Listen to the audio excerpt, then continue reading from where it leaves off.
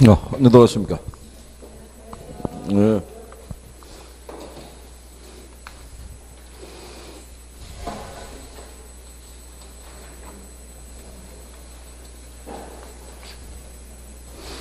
지난번에 시장론, 그 효율적 시장까지 다 하셨나요?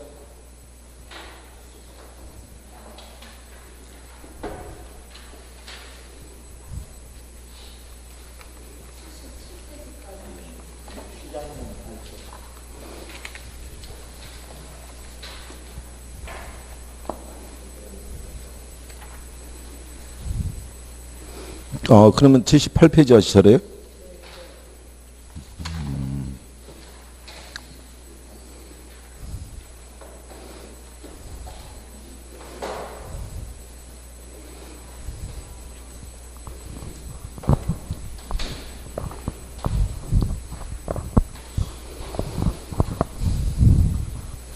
그래요.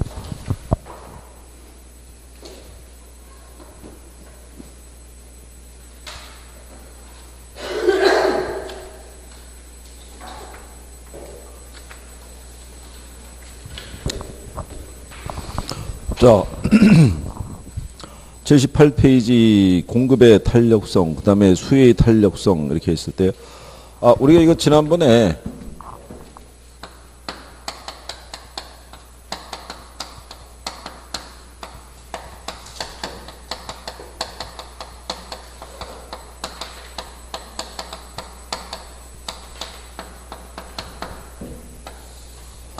이거는 정리해드리지 않았나요? 탄력성의 결정 요인에 대해서 기억 안 나시나요? 이거 기억해야 된다고.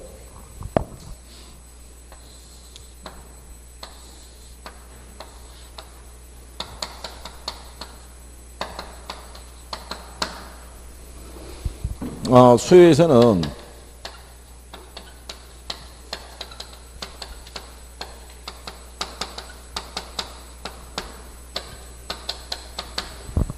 대체제가 일단 제일 중요하다 이러면서 그때 한 거 기억 안 나시나요? 해드렸잖아요. 그리고 공급 측면에서는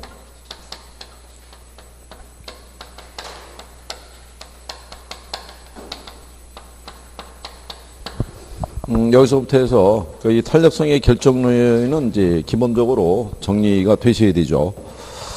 그래서 78페이지 36번 보시면 공급의 탄력성에 대한 내용으로 틀린 거 했을 때 1번에 생산에 소요되는 기간이 장기수록 공급의 가격 탄력성이 비탄력적이라고 해놨죠. 그러니까 그건 우리가 생산에 소요되는 기간을 기준으로 했을 때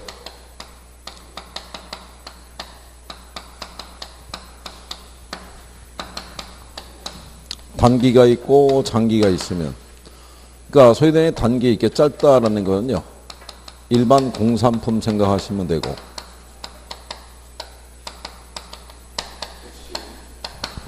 장기가 되는 거는 이제 농축산물 생각하시면 되죠. 그렇죠? 그래서 요게 그 장기일수록 공급의 가격 탄력성은 비탄력적이다. 맞는 표현이고요. 2번에 가면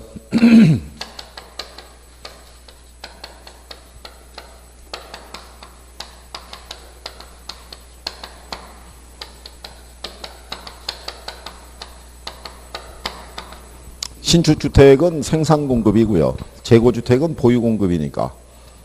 얘가 생산하기까지는 시간이 걸리죠. 그러니까 얘가 비탄력적이고, 얘는 가지고 있는 거 이미 만들어진 거니까 팔려고 내놓기만 하면 되니까, 그러니까 상대적으로 얘가 더 탄력적이다. 뭐 이렇게 구별할 수 있겠죠. 자, 그 다음에 여기 있는 공급 측면에서는 이것도 얘기했었죠.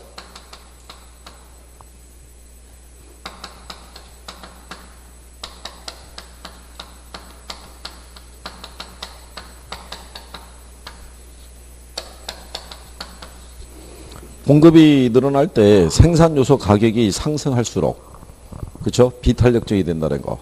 그래서 그때 뭐 예를 들어서 냉장하고 냉동식품 얘기했을 거예요. 냉장이나 냉동식품은 그게 수요가 늘어나서 가격이 좀 인상될 조짐이 있더라도 양을 많이 늘리기는 어렵죠. 걔는 생산한 다음에 보관하는 시설을 또 필요로 하니까. 무슨 말씀인지 아시겠나요? 그래서 그런 내용을 얘기했었고요. 그 다음에 5번에 보면 수요가 증가할 때 공급이 탄력적일수록 균형 거래량이 더 많이 증가했다고 그랬으니까 맞는 표현이겠죠.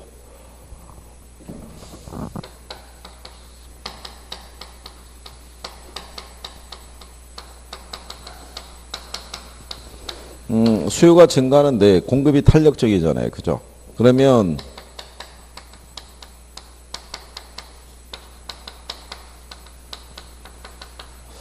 균형 가격이 있고 균형량이 있을 때 일단 얘가 증가하면 가격은 어떻게 돼요? 얘가 탄력적이면 네? 덜 상승하겠죠. 그쵸? 양은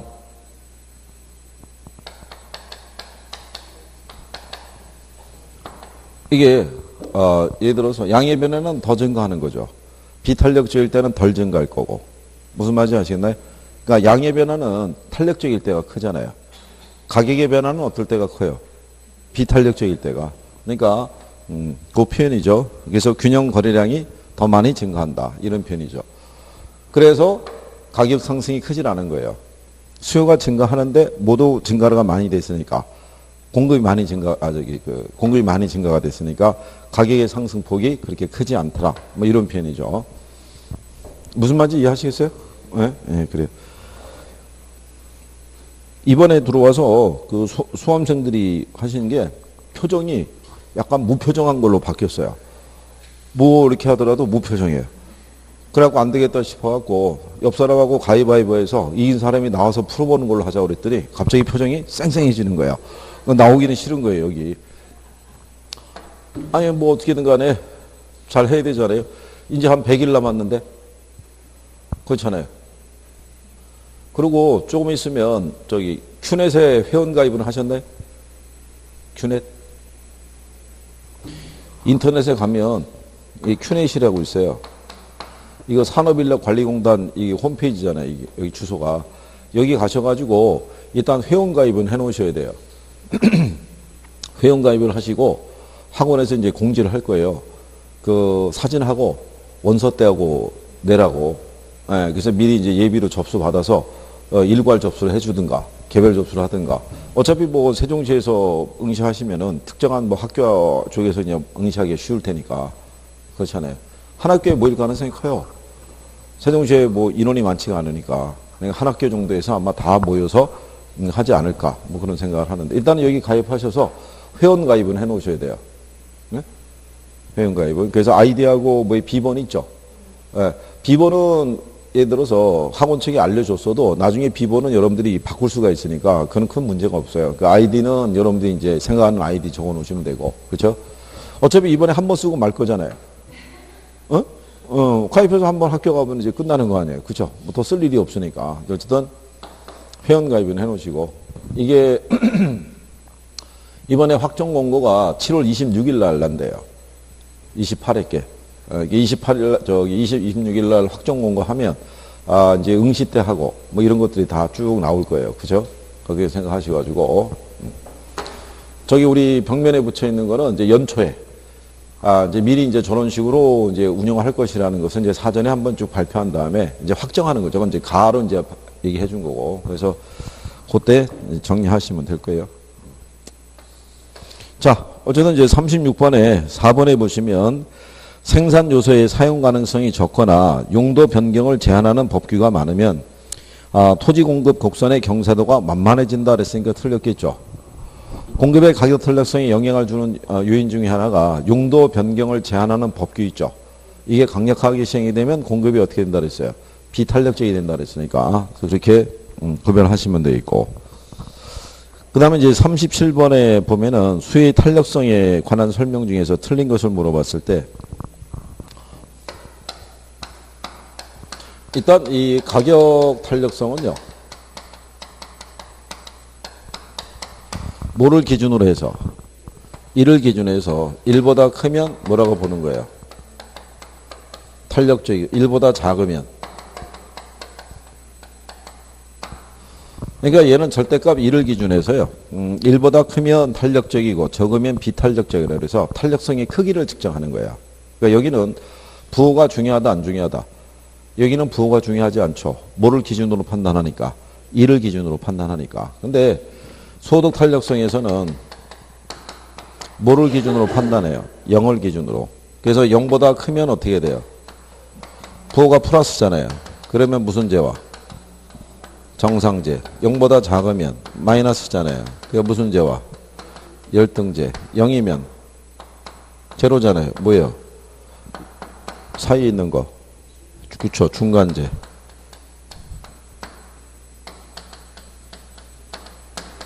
(0이고) 0보다 에서 크면 부호가 플러스죠. 그 무슨 제와? 대체제. 0보다 작으면 마이너스죠. 무슨 제와? 보완제. 0이면 독립제. 그쵸?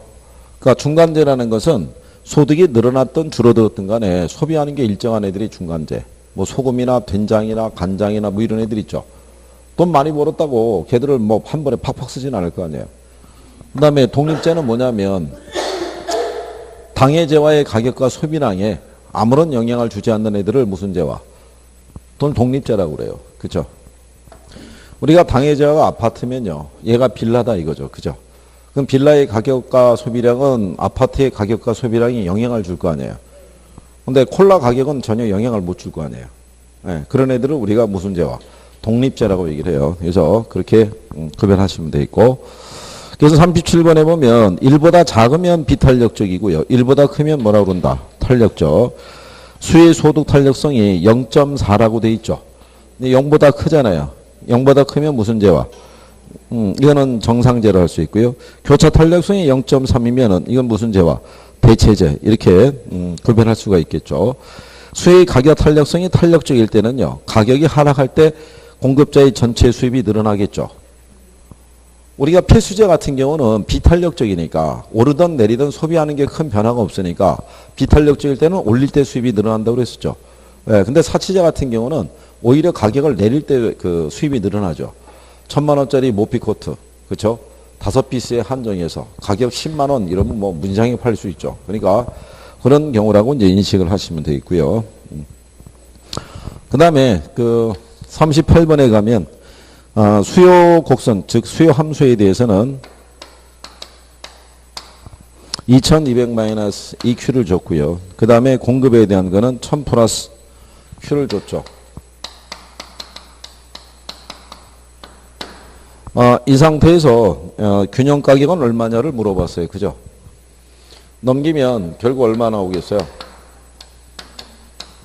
2200 마이너스 1000은 그죠?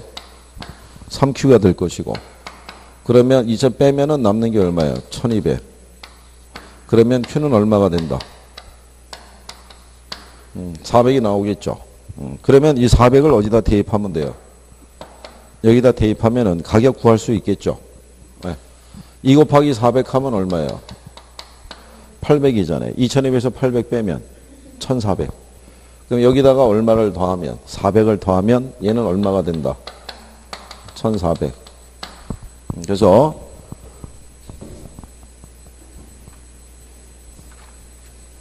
그 다음에 이제 뒤로 가시면 39번에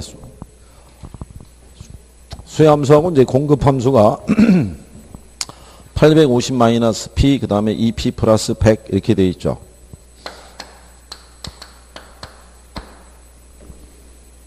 P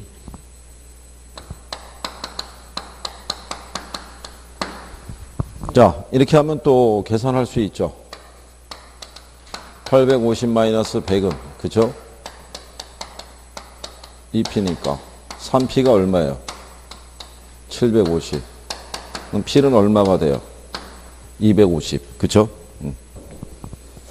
자, 그런데 거기 보시면 양에 대한 것도 물어봤어요. 그죠?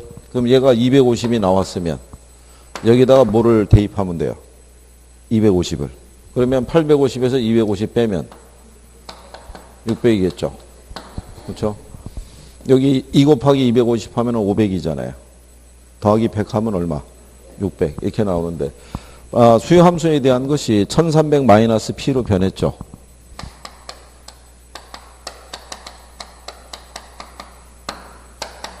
그러면 얘는 3P가 얼마가 되겠어요? 1200. 그럼 P는 얼마? 이렇게 나오겠죠. 그죠? 그러면은 얘가 400이 나왔으니까 양은 얼마가 되겠어요? 900이 되겠죠. 이에다가 이제 400 하게 되면 800이고 100 더하면 900 나오겠죠. 그러면 원래 가격에서 얼마? 450, 600에서 얼마? 900. 그러니까 이게 다른 게 일정할 때요. 수요 함수의 크기가 이렇게 바뀌잖아요. 그러면은 이게 공급은 불변인데 뭐는 증가했다는 얘기냐면 수요는 증가했다 이런 얘기예요. 그러니까 대부분 이제 상승 쪽에서 값을 구하시면 되고 40번 문제를 구하는 거는 우리가 지난주에 묶어서 다 해드렸죠. 네? 수요 함수 계산하는 거. P로 나올 때는 어떻게 하면 된다고 그랬어요? 나누면 되고요. Q로 정리해서 나오면 곱하면 되고. 그렇죠. 개별 소요 함수를 둘을 제시하면 두 개를 다 뭐 하면 된다 그랬어요. 더하면 된다. 그래서 거기 나온 것처럼 P는 200-4QD로 돼 있잖아요. 근데 이게 몇 배가 된다고 그랬어요? 2배. 그러니까 4를 2로 나누면은 2가 나오겠죠. 네, 그러니까 새로운 시장 수요 함수가 QM이라고 우리가 주어지게 되면 답은 2번에 200-2QM 여기가 되겠죠. 무슨 얘기인지 아시겠나요? 그러니까 이거는 계산하는 게 아니라고 그랬죠. 그냥 단순하게 뭐 하면 돼요? 나누기 하면 되죠. 그죠? 지난주에 했던 거 기억하시나요? 네? 그러니까 P는 이렇게 나오면 이렇게 해서 몇 배로 증가했다 그러면 2배 그러면은 그만큼 뭐 해주면 돼요. 나누면 되는 거고. 만약에 이 수량을 양을 기준으로 해서 정리가 나와 있을 때 몇 배가 증가했다 그러면 2배가 증가했다 그러면 곱하기 해주면 되고 얘는 뭐 하면 돼요. 나누기 하면 되고 개별 수요 함수가 이렇게 둘이 나와 있다 그러면 얘네들은 뭐 하면 된다. 더해서 계산하시면 되고. 근데 이거 한번 나오고 이제 안 나온 거고. 근데 요즘 이제 문제집에 보면은 이 패턴들이 다 들어가 있어요. 패턴들이. 그래서 기본적으로 이제 정리해 드린 거니까 그렇게 참고하시면 되겠고.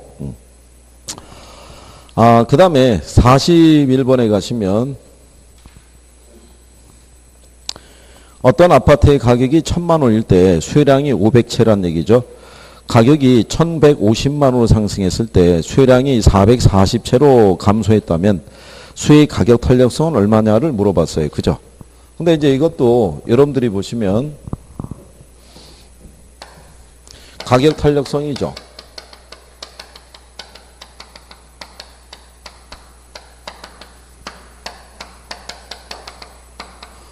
가격의 변화율에 대한 무슨 변화율?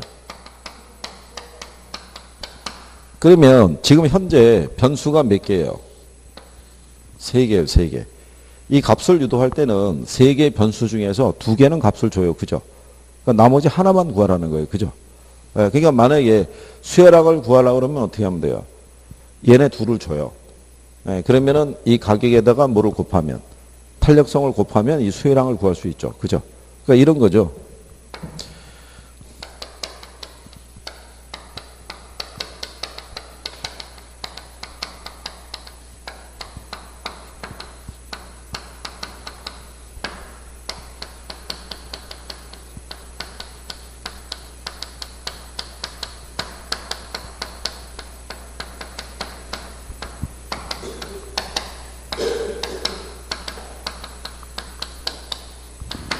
이렇게 물어볼 수가 있죠.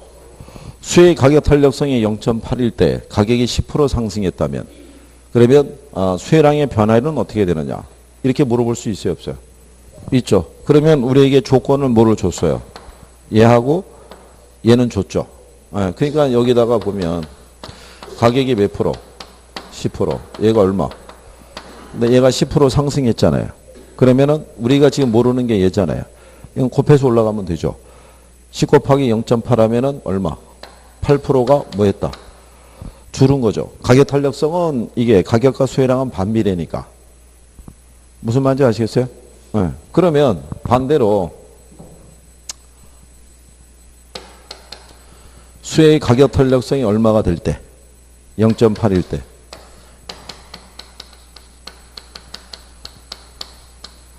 수요량이 8%가 뭐 했다면? 감소했다면. 그러면 가격 있죠. 가격은 몇 프로가 변했겠느냐. 뭐 이렇게 물어볼 수 있어요, 없어요? 그럼 여기는 반대로 이런 얘기 있잖아요. 지금 얘가 8%가 뭐 했다는 거예요? 감소했을 때. 그렇죠? 네. 그러면 얘가 지금 상승을 했으니까 얘가 감소했을 거 아니에요. 얼마만큼 변했냐는 것은 8%를 뭐로? 0.8로 나누면 되죠. 그럼 몇 프로 나오겠어요? 10%. 무슨 말인지 아시겠나요? 네. 그러면 얘를 계산할 때는 나눠서 내려오면 되고, 분모를 계산할 때는, 분자 계산할 때는 곱해서 올라가면 되는 거예요. 그죠? 무슨 말인지 아시겠어요? 네. 그러면 만약에 가격이 10%가 상승했을 때 수혜량이 8%가 감소했다면 탄력성의 크기는 뭐 이렇게 물어볼 수 있을 거 아니에요. 얘를 구하라는 거잖아요. 그러면은 쭉 해서 얘가 10이고 얘가 얼마? 10분의 8 하면 얼마 나오겠어요? 0.8. 이렇게 구할 수 있겠죠. 무슨 말인지 아시겠나요? 그러니까 여러분들에게 이거 계산하는 요건은 이 셋 중에 하나예요. 구하라는 게 다른 게 아니고. 그러니까 갖다가 단순하게 뭐만 하면 돼요. 대입만 해서 숫자대로 가는 것만 알 수 있으면 돼요. 그리고 뭐 기억하시면 되냐면 가격 탄력성은 가격과 수혜량이 무슨 관계예요? 반비례라는 거. 가격이 상승하면 수혜량은 감소하고 가격이 하락하면 수혜량은 뭐한다? 네, 증가한다는 것 정도 인식하시면 돼요. 무슨 얘기인지 아시겠나요? 그러면 지금 여러분들에게 주어진 문제가 뭐가 주어져 있냐면 가격 탄력성을 구하라고 줬잖아요. 그러니까 뭐는 다 주는 거예요. 가격하고 양의 변화는 다 주는 거죠. 그렇죠?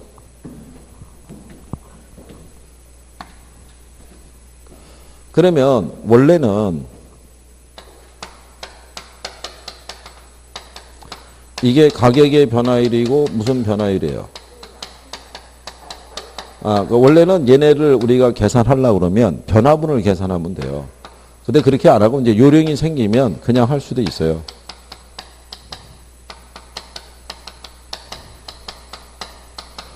똑같은 거예요. 그러니까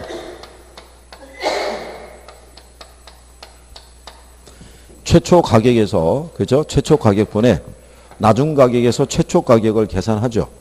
그럼 이게 가격의 변화분을 구하는 거예요. 이 변화분을 구하면 뭐를 구할 수 있다? 가격의 변화율을 구할 수 있어요. 거기 나온 대로 원래 최초의 가격이 얼마였어요? 1,000만 원이었잖아요. 그죠? 1,000만 원인데 얼마로 상승했대요? 네, 그럼 1,150 있죠. 이게 나중 거잖아요. 바뀐 거니까. 그럼 처음 게 얼마예요? 1,000이잖아요. 그러면 1,000에 대한 얼마? 150이잖아요. 그럼 1,000에 150이면 몇 프로 변했겠어요? 1,000만 원에 150만 원이면 15% 변했을 거 아니에요. 그죠? 그러면 얘를 계산하면 가격 변화율이 몇 프로라는 걸 알 수 있는 거예요. 얘가 15% 변했다는 걸 알 수 있을 거 아니에요. 그죠? 근데 이거를 굳이 이렇게 할 필요는 없잖아요. 그냥 이걸 막바로 쓸 수 있죠. 1,000만 원에서 1,150만 원으로 변했으니까. 그죠? 가격 변화율이 몇 프로라는 것을 15%라는 걸 우리가 알 수 있죠. 그렇잖아요. 그러면 양에 대한 것이 500채에서 얼마로? 440채. 그럼 얘도 똑같아요. 양에 대한 것도. 최초가 있고 나중 거에서 뭐 빼면 돼요? 최초. 그렇죠? 그럼 얘도 이런 거란 얘기죠. 이렇게. 그러면 얘도 똑같잖아요. 원래가 몇 채였어요? 500채. 근데 얼마로 줄었대요? 440채로 줄었다는 거죠. 네? 그렇지 않나요? 그러면 500분의 얼마라는 거예요? 60이라는 얘기잖아요. 그죠? 그러면 몇 프로 변했다는 거예요? 12% 변했겠죠. 500이 10%면은 50이잖아요. 그죠? 그러니까 12%. 그러면 얘가 15% 변할 때 얘가 몇 프로? 12% 변했다는 얘기는 1보다 클 수는 없잖아요. 그렇죠? 분자가 작으니까. 이렇게 생각하시면 되잖아요. 얘가 15%일 때 얘가 15% 변하면 1이잖아요. 분모의 분자의 크기가 같으니까. 근데 지금 분자의 크기가 작잖아요. 그러니까 1보다 클 수는 없죠. 예, 그러니까 1보다 작은 쪽에서 찾아야 되니까 0.8이고 계산하면 1보다 작으니까 뭐라고 할 수 있다? 비탄력적이다. 이렇게 얘기하는 거죠. 그죠? 그러니까 이거를 뭐 이렇게 식을 이렇게까지 할 필요는 없고요. 이건 이제 구할 때 이제 이런 식으로 계산해야 된다는 과정이고, 실제로 할 때는 그냥 원래 있던 500에서 얼마? 60이 변했으니까 그것만 대입해서 계산하시면 되죠. 그죠? 이 과정까지 다 하실 필요는 없다는 얘기예요. 구할 때는 이렇게 구한다 이런 얘기예요.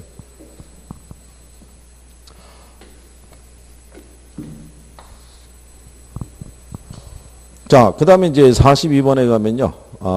이제 같은 거니까 한번 해보시는 거죠. 중형주택 임대료가 4만원에서 얼마로 인상이 됐대요? 그럼 4만원에서 6만원 변했으면 변화분이 얼마 변한 거예요? 2만원 변했으니까 결국 4분의 2란 얘기잖아요. 그죠? 4분의 2면은 0.5잖아요. 그죠? 네, 그럼 몇 프로? 네, 50%죠. 자, 그럴 때 임대수요가 150에서 얼마로? 90으로 감소했다는 얘기죠. 그러면 150에서 변한 게 얼마예요? 60이 되겠죠. 그렇죠? 그러면 몇 프로가 또 변한 거예요? 이게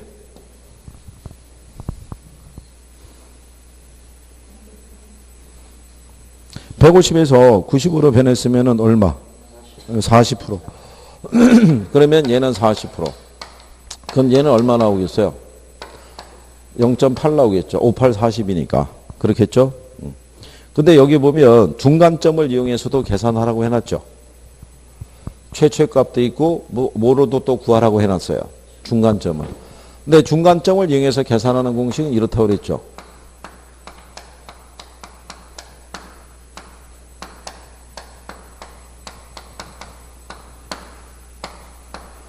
이거 나누기 2 해도 되고 2를 생략해도 돼요. 그죠? 값은 똑같이 나오니까. 그러면 요거는 이렇게 하시면 되는 게, 거기 보면은 가격이 있죠. 가격의 수치가 두 개 나와 있어요. 그죠? 4만 원에서 얼마? 그러면 4하고 6을 적는 거예요. 그럼 4하고 6의 차이가 얼마예요? 2잖아요. 그러면 얘는 150에서 얼마로 변했다는 거예요? 90으로 변했으니까. 둘의 차이가 얼마예요? 60이잖아요. 이거 가지고 이제 계산하라는 얘기죠. 이거 가지고. 그러면 얘 계산하면 얘가 10분의 얼마가 돼요? 이거 나누기 2 하면은 얼마 나오겠어요? 5분의 1이라는 얘기죠. 그럼 결국은 몇 프로 변했다는 거예요? 20% 변했다는 얘기고. 그죠? 얘는 요거 계산하면 얼마예요? 240분의 얼마? 60이니까 계산하면 얘는 120분의 얼마? 30이란 얘기죠. 그렇잖아요. 그럼 얘는 몇 프로 변한 거예요? 120분의 30이면 4분의 1이잖아요. 그죠? 그러니까 몇 프로? 25%. 5분의 1이면 몇 프로? 20%. 20에 대한 25니까 1.25 나오겠죠. 그렇죠? 그러니까 요걸로 계산해도 그냥 이 수치는 나와요. 나오고 나누기 1을 해도 이게 나오는 거고. 그러니까 나오는 게 2까지 뭐 생략하고 그냥 구해도 돼요. 이 상태에서. 그래서 이제 이렇게 해서 이제 구하는 게 중간점을 이용해서 계산하는 것이다. 이렇게 구별하시면 되겠고. 요게 만약에 좀 힘들다고 생각하시는 분들은 굳이 여기에 매달리지 않으셔도 돼요. 왜 그러냐면 매년 나오는 문제는 아닌 거예요. 이게 한 번 나오고 저기 됐으니까. 자, 그 다음에 그 밑에 가면 43번에 지금 이제 여러분들이 조금 아까 해본 거예요. 임대료 탄력성이 0.4죠. 여기 보시면 자, 여기 지금 얘 얼마 줬어요? 탄력성 값. 0.4 줬죠. 그 다음에 임대료를 몇 프로 인상했다고? 10%. 그럼 얘가 얼마냐는 거잖아요. 그럼 두 개의 변수를 줬죠. 그럼 뭐 하면 돼요? 곱하면 되죠. 그럼 몇 프로가? 4%가 뭐 했겠어요? 감소했다. 5번이 답이겠죠. 무슨 말인지 아시겠나요? 그러니까 항상 이거를 구할 때는 몇 개는 값을 준다는 거예요. 두 개는 값을 주는 거죠. 나머지 하나만 구하라 이런 얘기죠. 그렇죠?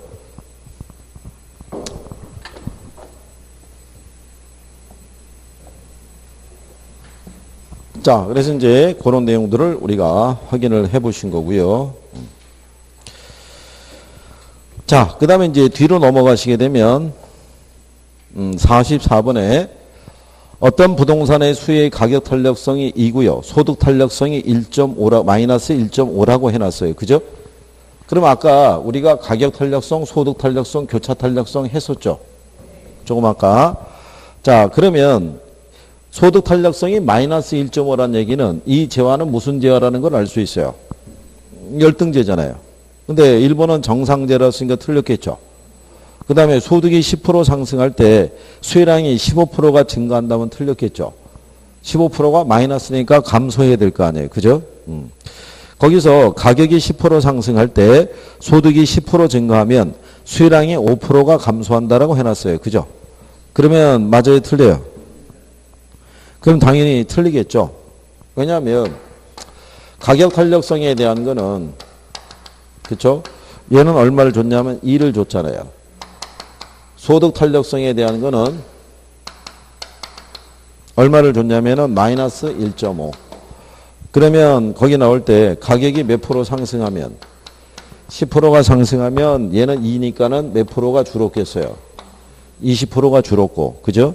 그 다음에 얘가 소득이 몇 프로가 증가하면 10%가 증가하면 얘가 15%가 어떻게 된 거예요? 감소했으니까 전체적으로 몇 프로가 35%가 줄어야 되는데 오히려 증가한다 그랬으니까 이제 틀렸다는 얘기겠죠. 그죠? 자, 이 재화의 가격이 10% 상승하면서 소득이 10% 감소하면 수혜량이 35% 감소했다는 얘기는 위에 거하고 바꿔준 거겠죠. 그죠? 예. 그래서 5번에 가격이 10% 상승하면 수혜량이 몇 프로 감소한다? 20% 감소한다. 이제 그게 답이 되겠죠. 그래서 근데 이게 경제 이쪽의 문제는요. 비슷비슷해요. 다. 이것 말고도 다른 문제집에서 이 채용하는 문제들이 패턴이 다 비슷하다고요. 그러니까 별반 차이는 없어요. 왜 그러냐면 학계론 여기 중개사 시험 말고 여기는 부동산 학계론에 경제가 하나의 파트로 들어가 있잖아요. 원론 정도 수준으로. 근데 경제학 자체만 시험 보는 그 다른 유관 시험들이 있어요. 그러니까 거기서 이제 만약에 뭐가 이제 출제가 돼서 나온 문제가 있으면 인용을 해서 이쪽으로 옮겨오는 거예요. 그러니까 기본 예제가 비슷비슷해요. 근데 그런 얘기잖아요. 다른 데서 경제학이라는 자체 과목에서 나오는 난이도를 여러분들에게 주진 않아요. 너무 그럼 힘들 거 아니에요. 그죠? 그렇지 않겠어요? 공인회계사 시험에서 보는 경제학의 문제를 여러분들에게 내고 풀라고 그러면 시간이 얼마나 많이 걸리겠어요? 그렇지 않으니까 간단한 논리로 그냥 인식하시면 돼요. 그죠? 그래서 간혹 가다가 문제를 보고 야 이걸 또 어떻게 하라는 얘기냐 그런 거는 잘 안 나오니까 그냥. 자, 그 다음에 45번에 가시면요. 자, 어떤 지역의 임대주택의 임대료가 평방미터당 연간 10만 원일 때 수혜량이 1,500평방미터였는데 11만 원으로 상승했을 때 임대주택의 수혜량과 그 변화량을 우리가 물어봤어요. 그죠? 그러면 11만 원으로 상승했다라고 했을 때, 그죠? 그럼 몇 프로가 변한 거예요? 예, 10%가 변했다. 이런 얘기죠. 근데 임대주택 수의 임대료 탄력성이 얼마라는 거예요? 0.3이잖아요. 그러면 그냥 간단하게 얘가 10%가 상승했을 때 얘가 얼마? 0.3이란 얘기는 몇 프로가? 3%가 줄었다는 것을 얘기하는 거죠. 그렇죠? 예. 그러면 변화량에 대한 것은 1,500에 대한 3% 있죠? 예. 그러면 얼마겠어요? 45 나오죠. 1,500에 3%니까. 그러면은 변화량이 얼마가? 45 평방미터가 줄었겠죠. 예, 그러니까는 수혜량이 얼마가 된다? 1455 이렇게 나오겠죠. 그죠? 그러니까 이 수치 다 줘요, 안 줘요? 다 줘요. 예, 주고 계산하라고 유도하는 거예요. 그러니까 기본적인 거를 이제 딱 이해하신 분들은 문제 자체가 이제 쉽다고 생각하는 거예요. 간결하다. 그럼 이제 생각하는 거예요. 진짜 이렇게밖에 안 주나? 막 이런 생각을 해요. 근데 진짜 저렇게밖에 안 줘요. 그렇잖아요. 그렇게 해야지 40분 안에 40문제 풀 거 아니에요. 그죠? 예. 그러고 난 다음에 이제 본인들이 계산에 자신이 생기면 막 계산 문제를 찾으러 다니는 거예요, 이제. 그 다음서부터. 근데 하여간 간단한 건 다 할 수 있으면 돼요. 그래서 그 정도 하시면 되고. 그리고 지난번에 인 것처럼 이번에 휴가 가죠? 휴가 갈 거 아니에요. 휴가 갈 때 집에서 풀어보시라고 모의고사는 제가 40문제는 보내놓을 거예요. 그러니까 아니 휴가 가는데 제가 휴가비 드릴 수도 없고 드릴 게 없잖아요. 그러니까 선생이 줄 수 있는 건 문제나 자료밖에 더 있겠어요. 그러니까 40문제 주고 그 답하고 해설하고 간략하게 넣어드릴 테니까 혼자서 언제 푸시냐면 휴가를 다 지나고 마지막 날 정도 됐을 때 그죠? 푸셨을 거 아니에요. 그죠? 다시 이제 두뇌를 가동을 시켜야 되니까 그때 한번 이렇게 쭉 한번 풀어보는 거예요. 점수에 연연하지 말고. 그래가지고 한번 기억을 쭉 또 이제 회복을 시켜놓고 또 한 주를 시작하면 되잖아요. 그죠? 그래서 문제하고 40문제하고 저희 답하고 해설은 간단하게 넣어서 드릴 테니까 답하고 해설을 먼저 확인하지 말고 나중에 한번 쭉 풀어본 다음에 답하고 해설하고 맞춰보시면 돼요. 무슨 말인지 아시겠죠? 예? 예, 그래요. 자, 그 다음에 이제 46번에 가시면 다음 예문에 가로 안에 들어갈 숫자를 물어봤어요. 그죠? 요건 이제 예전에 기출에서 나왔던 거를 인용한 거랑 이제 거의 이제 같은 패턴인데요. 주택시장이 서로 대체 관계에 있는 아파트와 빌라로 구성이 되어 있고요. 아파트 가격에 대한 빌라 수요의 교차 탄력성이 있죠. 이것도 똑같아요. 교차라고 나오더라도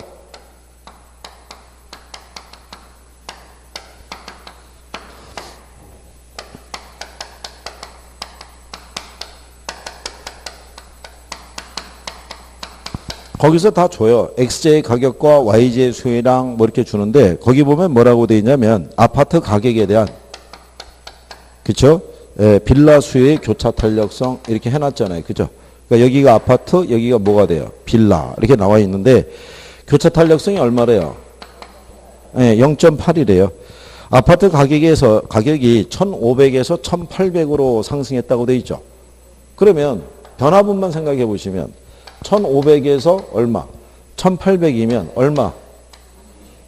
300만 원이 변했잖아요. 그죠? 그럼 몇 프로 변했다는 거예요? 20%. 그럼 얘가 20%가 뭐 했다는 거예요? 상승하면 빌라의 소유량은 요 크기만큼 올랐다는 얘기잖아요. 그러면 20에 대한 80%는 얼마겠어요? 28이 16이니까 얘가 16%가 늘었다는 얘기죠. 그러면 거기 나와 있는 대로요. 빌라의 수요량이 400세대잖아요. 그죠? 400세대에 대한 몇 프로? 16%잖아요. 그죠? 그럼 얼마 나오겠어요? 64세대가 증가했겠죠. 그래서 답이 5번에 464세대 이렇게 나오겠죠. 무슨 말인지 아시겠나요? 그래요. 그렇게 정리하시면 되겠고요. 자, 그 다음에 47번 문제 같은 게 나왔을 때는요.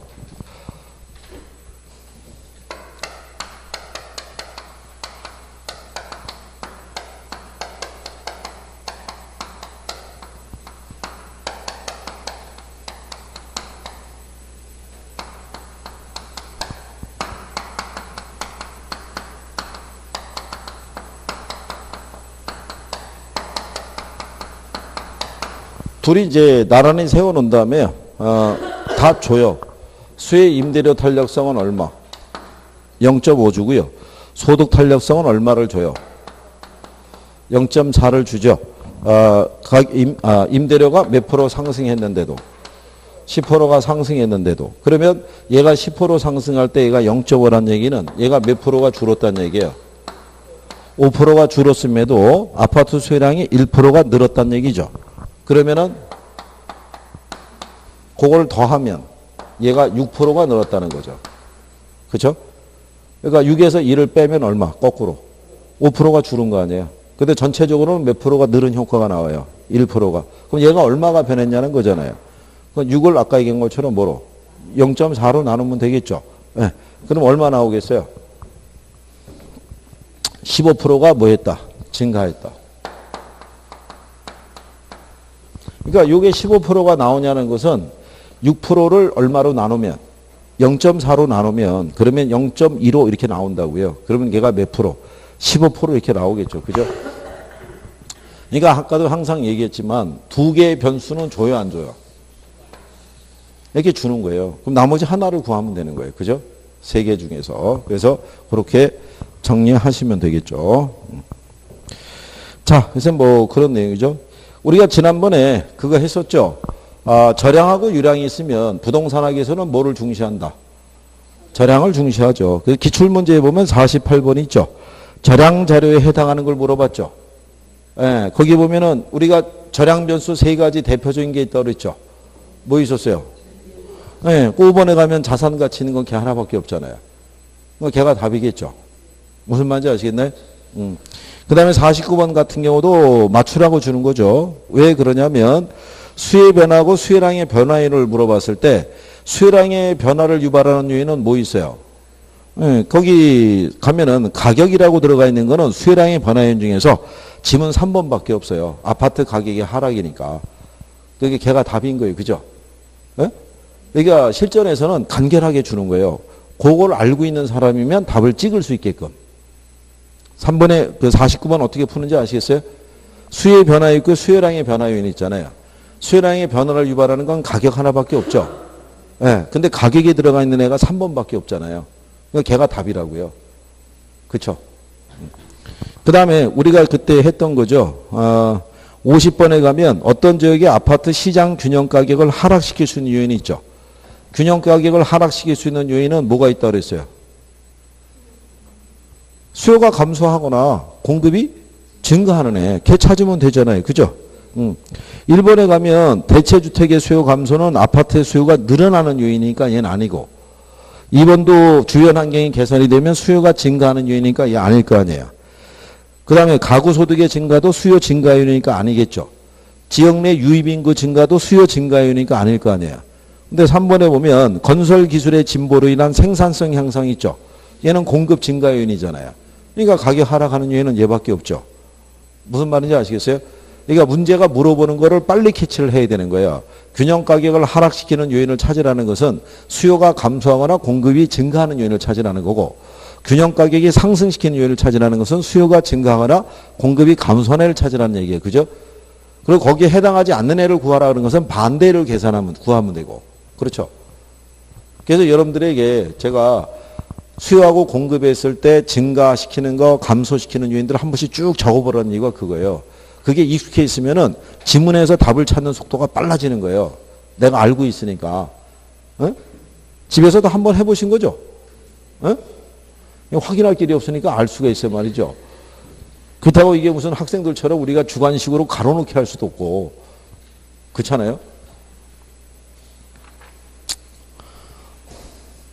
지난주 토요일 날이 그 주택관리사 시험 보시는 분들이 시험 날이었어요. 그분들이. 그러니까 그분들도 이제 학원들마다 쭉 이제 공부하다가 이제 막바지 일어나고 이제 결국 시험까지 응시하셨는데 똑같아요. 모든 자격 시험은 합격을 했거나 합격권에 근접했으면 학원으로 와요. 와가지고 선생이랑 같이 문제도 풀어보고 담소도 나누고 뭐 같이 기쁨도 나누고 그러는데 불행한 사태를 맞으신 분들은 연락이 두절이 돼요. 학원에서 아무리 연락을 해도 전화 연결이 안 돼요. 그럼 결국 안 됐다고 봐야 되잖아요. 그게 얼마나 그게 또 안타깝겠어요. 된 사람들은 거기서 기분이 좋아서 막 하면서 뭐 수고했다는 등 뭐 고맙습니다 뭐 이런 게 난무하는데 그렇지 못한 사람들도 존재한다는 얘기죠. 그럼 여러분 나중에 시험이 끝나면 모일 거 아니에요. 그렇잖아요. 갈 데가 없어요. 일단 학원으로 오는 거 일단 궁금하기도 하고 그러니까 모인다고요. 그래서 여기서 문제도 맞춰보고 가다만 갖고 해보고 여기 만나는 사람은 거의 합격했거나 이제 그런 사람들이 오는 거예요 이게. 그렇지 않으면 당분간 지역사회에서 얼굴 보기 힘들다고요 그 사람을. 그렇게 돼요. 근데 이게 뭐 세종시가 그렇다고 무진장이 넓은 데는 아니잖아요. 그죠? 언젠가는 지역사회의 모습을 드러내야 될 거 아니에요. 하필이면 가는 날이 장날이라고 합격자 무리하고 만났다고 생각해 보세요. 얼마나 힘들겠어요. 그죠? 그러니까 웬만하면 자 이제 오늘이나 내일부터 100일 작전을 수립할 거 아니에요. 우리는 계획은 잘 짜잖아요. 그죠? 100일 작전 또 90일 작전 60일 작전 이렇게 간다고요. 그죠? 그러니까 맨날 계획만 사오다 끝날 거냐고요. 어떻게 해야지. 그렇잖아요. 여러분들이 아마 처음에 그랬을 거예요. 1월달 연초부터 한번 해봐야지. 너무 또 추우니까 봄 되면 해봐야지. 그게 이제 줄줄줄 넘어와서 지금 7월도 중순에서 이제 하순으로 가고 있는 거예요. 그러니까 휙 하는 거예요. 휙. 여러분들 여기 몇 월 달에 등록하셨죠? 1월 달이요? 제가 어저께 한 분에게 물어봤어요. 학원에 등록한 옛날하고 그분이 결혼 언제 했냐 했더니 20년 전에 하셨대요. 이때 결혼하셨대요. 그럼 만약에 과거로 돌아가고 싶다 그러면 어디로 가고 싶냐 그랬더니 일로 가겠다는 일로 가서 그 선택을 다시 물리고 싶다라는 그런 적이 있어요. 그래요? 그러면 이거는 그러면은 아무것도 아니란 얘기잖아요. 이 선택에 대해서는. 그죠? 그러니까 편하게 생각하시고 마무리하고 있어요. 설마 이 일로 넘어갈지는 몰랐어요. 그래서 저는 우스갯소리로 그냥 요 정도를 바라고 얘기를 한 건데 갑자기 20년 전으로 휙 넘어가가지고 그랬더니 많은 분들이 격한 공감을 하시더라고요. 그게 참 그 정도면 된 거예요. 그러니까 충분히 우리는 해볼 수 있는 거예요. 그죠? 에? 20년 전에 그 선택보다도 그죠? 에, 더 이상의 어떤 뭘 얘기할 수 있겠어요. 그러니까 충분한 거예요. 그러니까 자, 그다음에 그 51번에 가면 수요와 공급의 탄력성에 관한 설명 틀린 거 물어봤을 때 거기 주어져 있죠. 1번에 공급이 증가할 때 공급이 증가하면 가격이 어떻게 돼요? 네, 비탄력적이면 더 그죠? 더 하락하는 거죠. 3번에 가면 수요가 증가하죠. 가격은 수요가 증가하면 가격은 상승하잖아요. 비탄력이면 그 더 오르잖아요. 더 그렇죠. 네. 그 다음에 공급이 가격에서 비탄력적일 때 가격은 변해요, 안 변해요? 완전 비탄력적이면 생각해 보세요. 완전 비탄력적이면 뭐가 불변이에요? 양이 불변이지 가격이 불변이라는 건 아니잖아요. 네. 가격은 변해야 될 거 아니에요. 무슨 말인지 아시겠나요? 지난주에 여기에다 그려드렸어요. 여기에다가 이렇게 해서 이렇게 수요가 있을 때 그쵸? 여기서 이렇게 수요가 증가하면 가격은 어떻게 돼요? 상승하고 수요가 감소하면 가격은 어떻게 돼요? 하락하죠. 그때 양은 불변이죠. 얘는. 그러니까 양이 불변이라는 얘기지 가격이 변하지 않는 건 아니라고 그랬잖아요. 그죠? 4번이 틀렸을 거 아니에요. 완전 비탄력적일 때 수요가 증가해도 가격은 변하지 않는다 그랬으니 얘가 틀렸을 거 아니에요. 완전 비탄력적이면 뭐가 불변인 거예요? 양이 불변이라는 얘기는 가격은 변한다는 얘기고, 그렇죠? 가격이 불변이라는 얘기는 뭐는 변한다는 얘기예요? 양은 변한다 이런 거예요.